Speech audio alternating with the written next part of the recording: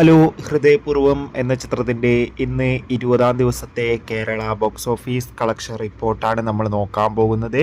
വീഡിയോയിൽ മുൻപേ video like ചെയ്യുക, ചാനൽ സബ്സ്ക്രൈബ് ചെയ്യുക. സെപ്റ്റംബർ മാസം അങ്ങോട്ട് ധാരാളം ചിത്രങ്ങൾ OTT റിലീസിനെത്തുന്നുണ്ട്. നമ്മുടെ ചാനൽ ഭാഗം പരിശോധിച്ചാൽ ആ വീഡിയോയ്ക്ക് നിങ്ങൾക്ക് കാണാൻ വേണ്ടി സാധിക്കുന്നതായിരിക്കും. സത്യനന്ദിക്കാടിൻ്റെ സംവിധാനത്തിൽ മോഹൻലാൽ, മാളവിക മോഹൻ, സിദ്ദീഖ്, സംഗീത് എന്നിവരൊക്കെ പ്രധാന കഥാപാത്രങ്ങളായ ചിത്രമായിരുന്നു ഹൃദയപൂർവ്വം.